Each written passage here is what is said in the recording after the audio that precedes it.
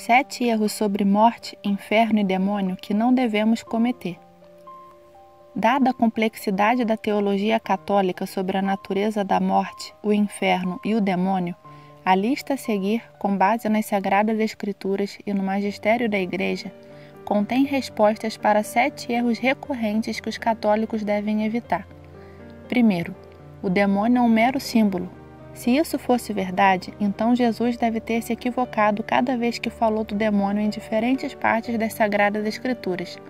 O diabo é real e anda ao redor como um leão que ruge, procurando almas para devorar. E francamente, se é possível para um ser humano rejeitar Deus, por que é tão inconcebível que um anjo possa fazer o mesmo? Nessa existência, como na outra, os anjos e seres humanos podem se aliar com Deus ou não. Segundo, ao morrer tornamo-nos anjos. Não, absolutamente não.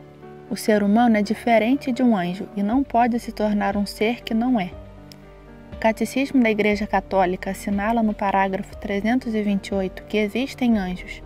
No parágrafo 330, afirma que são seres puramente espirituais com inteligência e vontade.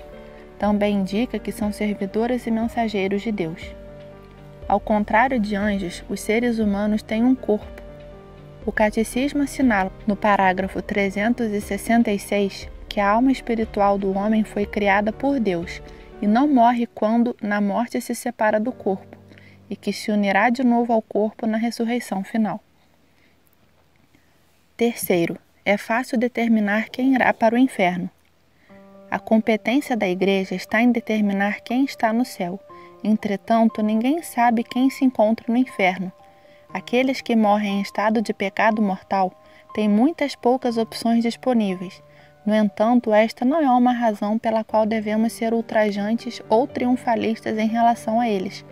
Pelo contrário, é importante orar por todos os pecadores, até mesmo os nossos piores inimigos, para que se arrependam e voltem.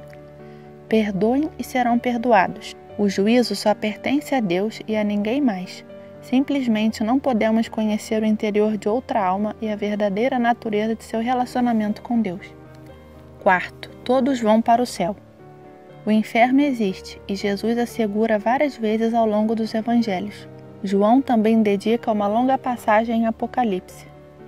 Se todos vão para o céu, isso significa que Jesus estava errado ou era ignorante, o que é inaceitável.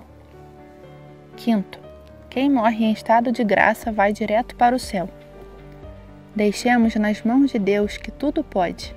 É possível que alguns duvidem do purgatório, mas as Sagradas Escrituras são muito claras acerca disso. O purgatório existe como parte da economia salvífica. Além da Virgem Maria, há alguém entre nós puro o suficiente para estar diante de Deus? Até mesmo os santos têm pecados que precisam ser expiados e o purgatório é parte da infinita misericórdia de Deus, porque Ele não quer que qualquer um de nós morra, mas viva e se arrependa. Sexto, as coisas ruins só acontecem com pessoas más. Cristo nos assegura pessoalmente que isso não faz sentido. Aos que chegaram com a notícia dos galileus que foram assassinados por Pilatos quando ofereciam sacrifícios a Deus, ele respondeu: Pensai vós que estes galileus foram maiores pecadores do que todos os outros galileus por terem sido tratados desse modo? Não, digo-vos, mas se não vos arrependerdes, perecereis todos do mesmo modo. Jesus também nos recorda que as melhores pessoas sofrem muito. No entanto, dá-nos ânimo ante as tribulações. Ele mesmo sofreu uma morte inóbil depois de ser torturado.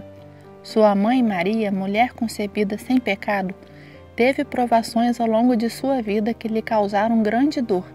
Porque o resto de nós pecadores seremos poupados do sofrimento que Paulo nos diz em Colossenses 1:24.